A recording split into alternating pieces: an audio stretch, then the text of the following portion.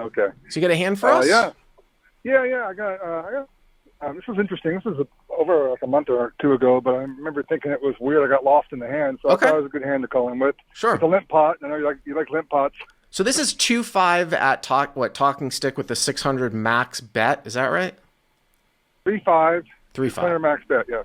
3-5, Yes. 600 max bet. And then what's the buy-in cap? You can buy it for 2,000. So Oh, it's okay. playing pretty big. So this is the big game Yeah. there, right? Basically. This is the biggest game they run there of Hold'em. Yeah. I Okay. mean, occasionally they used to run 5-10, but like there's no point with the Right, with cap. the max bet, Um, right?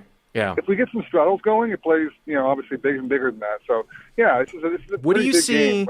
Because I know you play a lot of live poker because you have a position with sports, and obviously you're working from home a lot. So, do you see Talking Stick possibly closing down if they have more COVID harder restrictions coming up now? Because it looks I kind of think like it's that. possible, but I think we would be seeing other stuff already closing down. It took them the extra 2 weeks to close down, back in March. So Uh-huh. I think we're okay, but I don't know. Obviously, I've heard some closures of things up like in the Northwest already, and I've heard other things happening. So I'm cautiously optimistic that we won't close. Yeah. Okay. It'd be interesting to see here with Texas too. When my wife was saying, oh, things are going to shut down. And I'm like, seems like Texas is going to be the last place where things are going to shut down.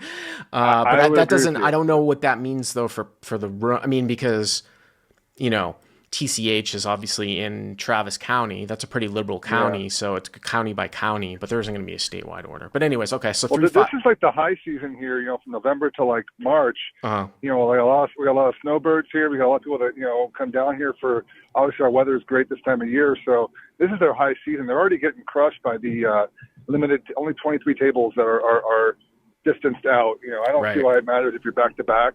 You're going to have tables anyway. You might as well have them all open, but dealers aren't getting work. People aren't getting, the food service is shut down. A lot of folks are affected by it. So it's kind of bad. But By the way, we're talking about Talking Stick in Phoenix, Scottsdale area. Yes. Okay. All right. So Yeah. 3 5 Yeah, 600 but- max bet, 2K cap. Okay. Yeah, this hand starts because weird because I don't raise pre-flop.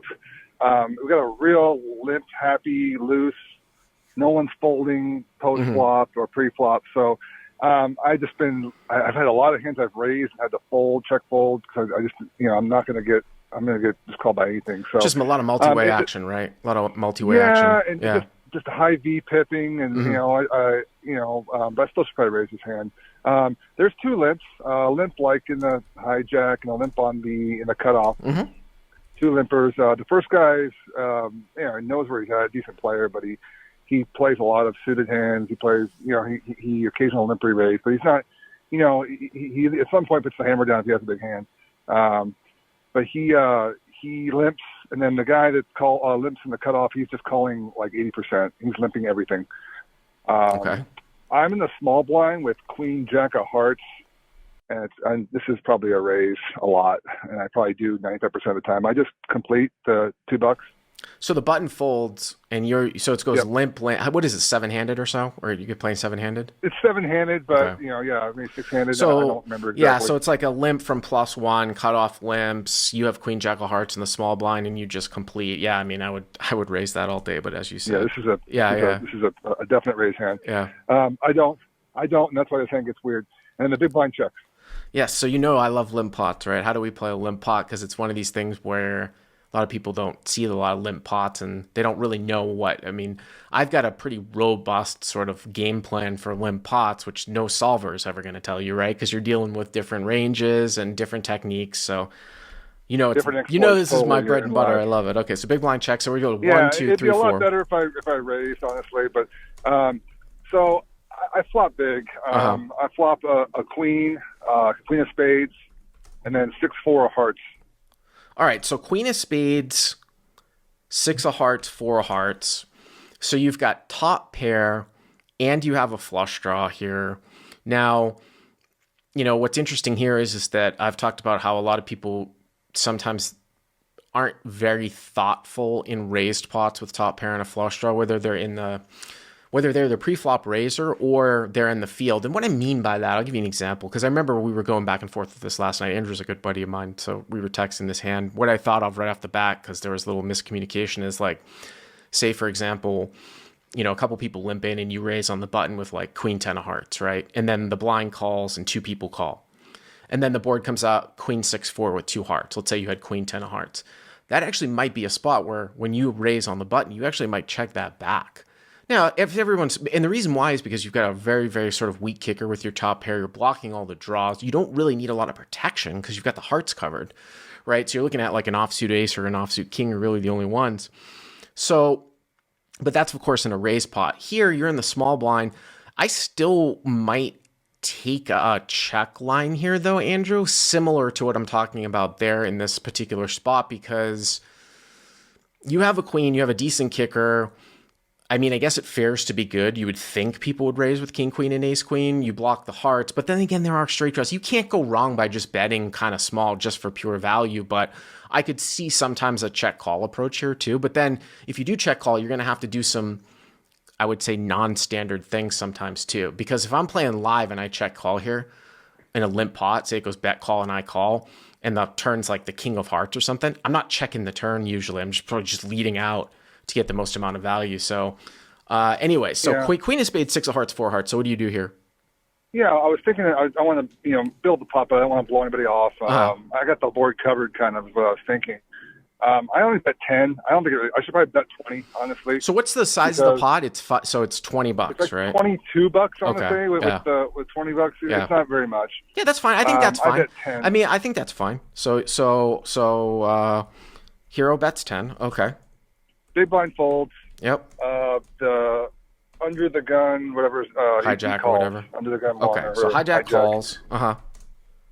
And the button makes it 45.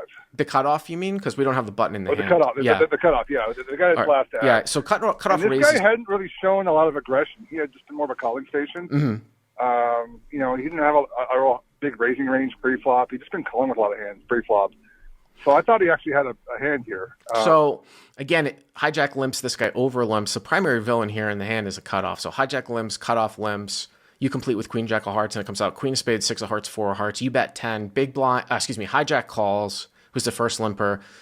Now this guy raises to 45. This is kind of interesting here, right? Because it's like, what is he raising with? Maybe he could have like an up and down queen X suited or like bottom 2. He, I guess, could have a queen here. You might actually have the best hand here too, right? He could have a king. He could have a king queen. He could have a queen jack. He could have a queen 10. Right.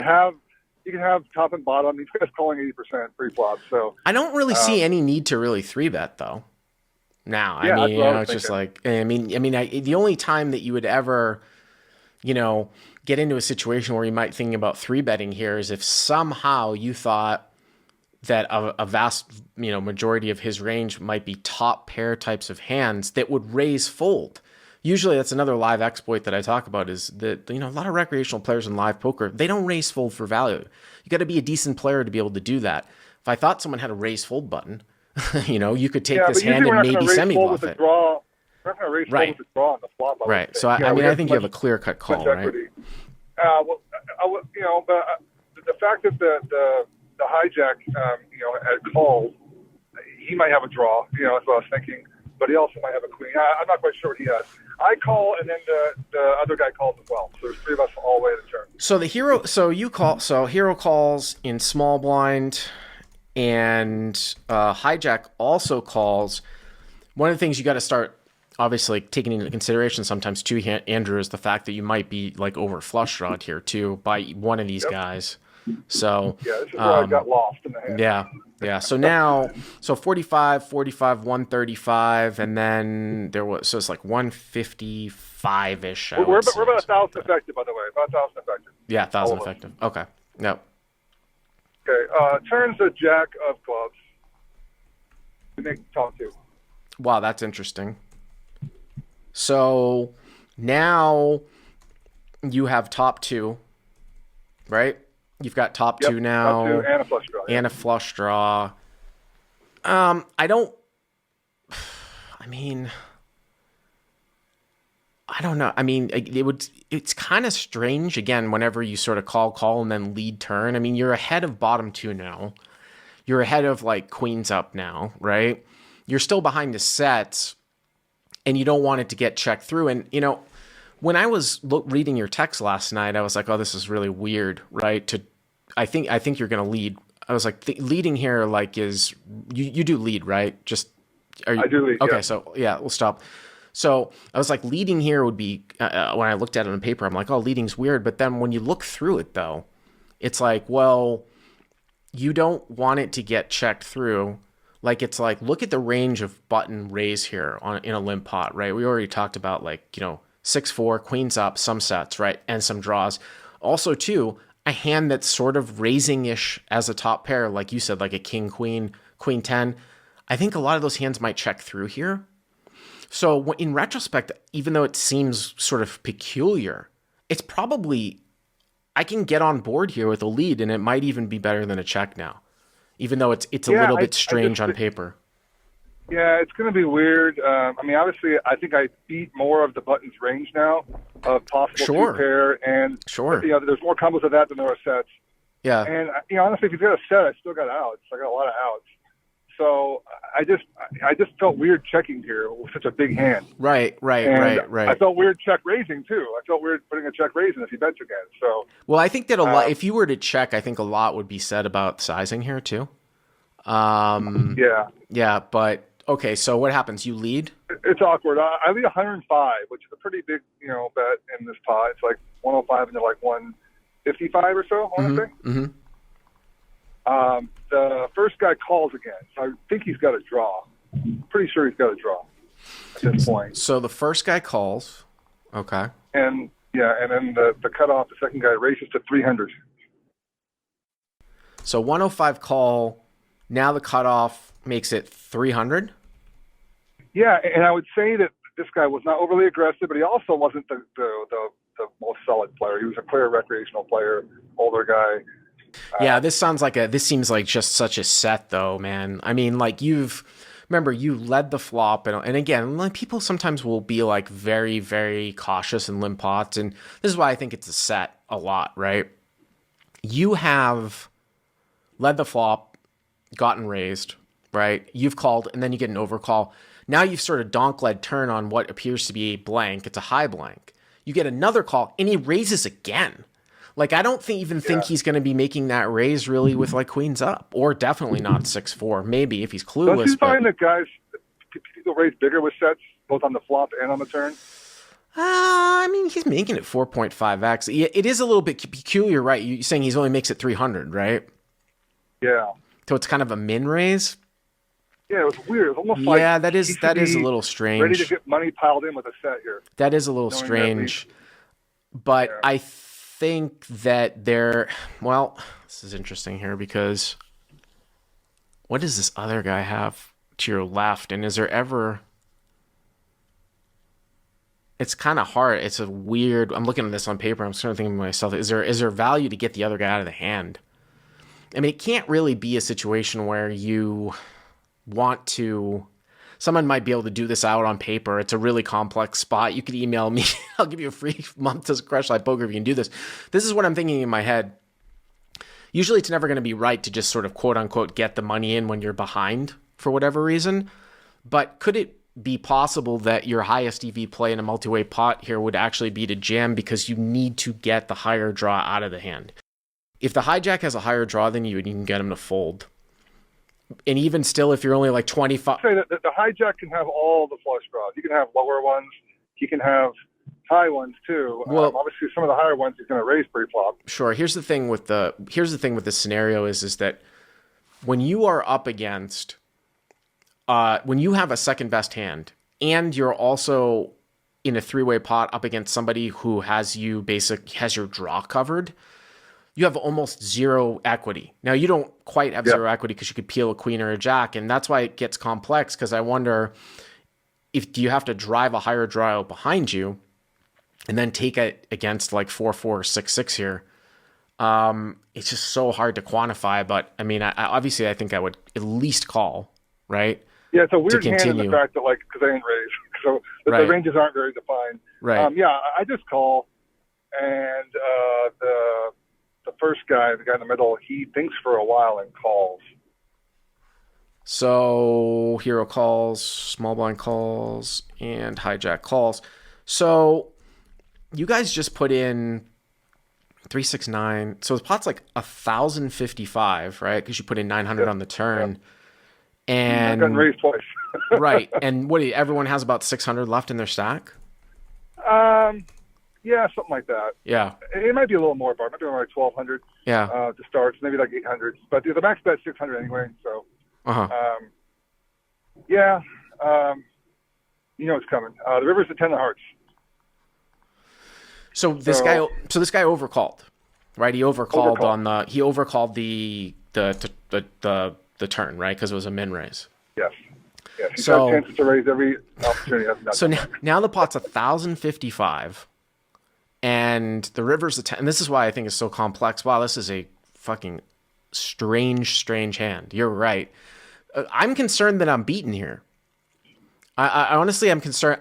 Here's the thing, Andrew. If I know you make your flush, here's the thing. So obviously, if this guy who is in that, let's say that on the turn you lead 150, the hijack folds, right? And then the cutoff raises, right? Then you're like, all right, this guy's got a set. I've got top tuna flush draw. I'm just going to make my hand and bet, right? You call, you make it. Obviously, you bet. But I'm very, very concerned here with the hijack. Like, I feel like if you check the river here and the hijack jams, depending on if you think that the hijack would he jam like a small flush? I mean, I think when people play up and down. I think he definitely bet it. I think he definitely would bet it. Well, then you could determine the sizing though. But, when people play a lot of like up and down ace-x of hearts, like just for limps, he's going to have a ton of high flush combos. So I wonder if this should be played as a check and see what happens here, because if he's going to bet a smaller flush anyways, you're still going to get the value anyways, right?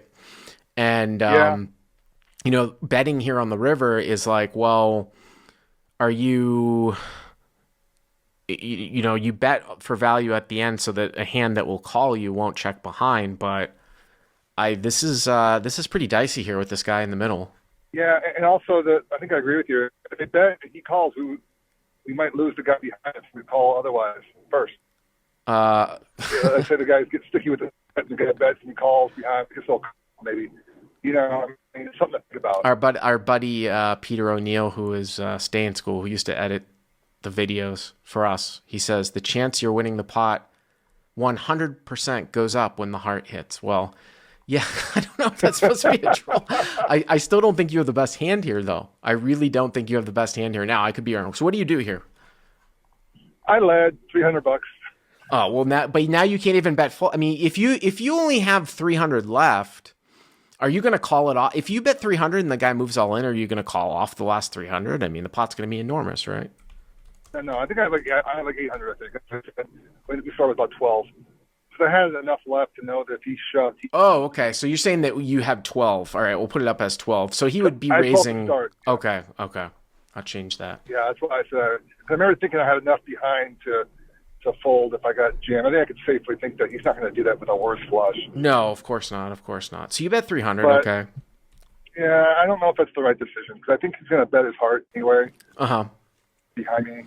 Well, if you check, you should definitely be betting any small flush, right? So, I mean, really the bet is, like I said, you're trying to bet here so that hands that will call you won't check behind, but I don't know, something smells fishy here. So, all right, so you bet 300. So, let me ask you this. When you bet and you're looking at the, you got a lot of experience, you're looking at the guy in the middle. What are you hoping to see, other than him not Colorado or not raise?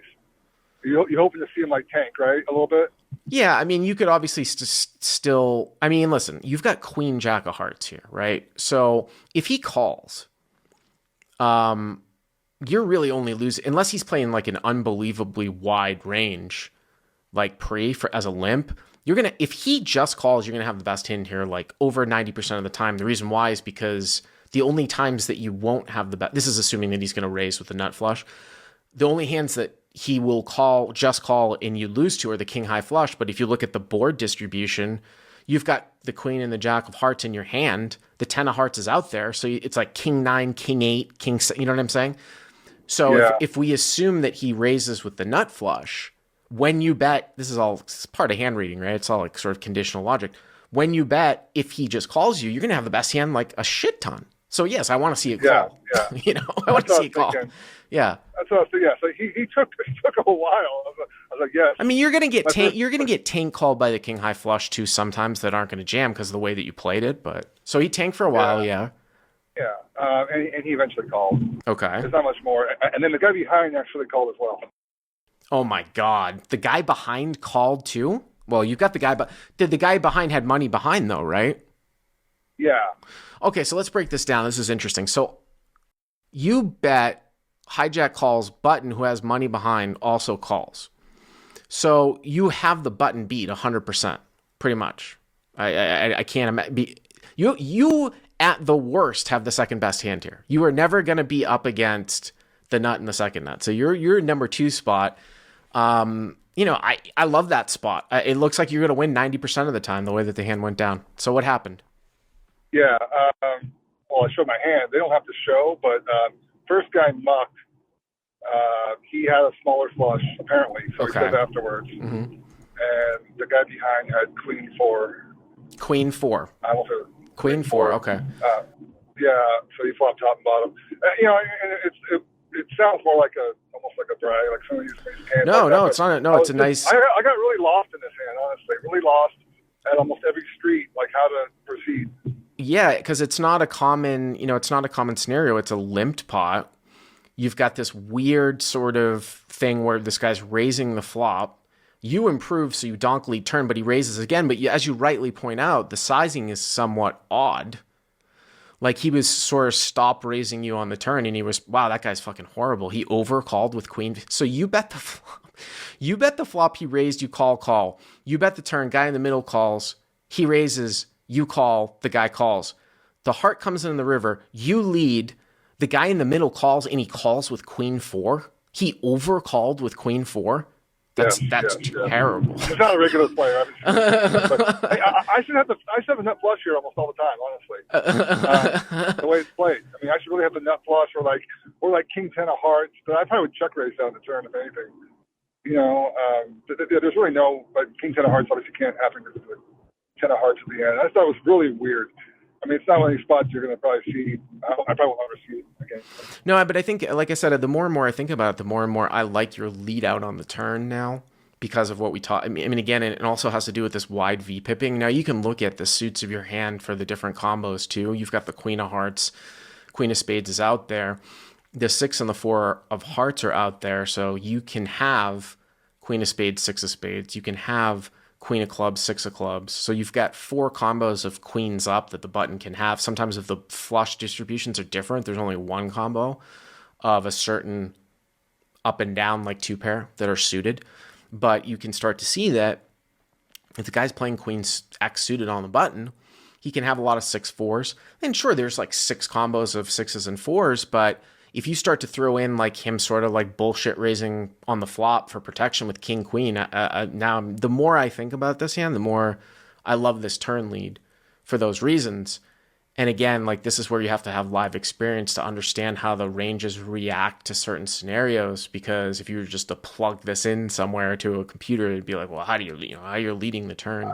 Against a good player, I mean, it's a super strong second raise from him on the turn. That was kind of, but it's not a good. Yeah, but you can never fold though, right? I mean, no, exactly. I mean, I'm sure, like the guy, if I have a set of 6s or a set of 4s, I'm raising you twice, sure. Honestly, if I had queen 6 and I didn't know who you were, if I was somehow in the hand, like for like a half, like if I posted behind the button or something, and I had queen 6 somehow, I might raise you on the turn too. If I thought you were an idiot. Interesting because my lead is so strong on the turn too. So it's kind of like weird that my lead call is so strong too. So my hand looks kind of like what I actually have. Yeah, but, I mean, I think that if you look back at this, as long as the hijack's going to bet at least 300 on the river with a smaller flush, then probably check calling is the right play. It's a disaster, obviously, if the hijack checks through. But the reason why is because, again, I don't know. I mean, if you can bet fold, like there's some merit there too, but the hijack is going to have a flush there just a ton, and I'm somewhat afraid you're over. Sounds like I was lucky that he overcalled, and I would probably get the overcall for sure if I check. Yeah, maybe. But anyways, no, I appreciate the call. Thank you very much. If you like what you've seen here, please hit the subscribe button. And if you enjoyed this call in hand, hit the like button down below. To check out crushlivepoker.com, click on the link in the description. Use the code YTA300 to get the first 30 days for free.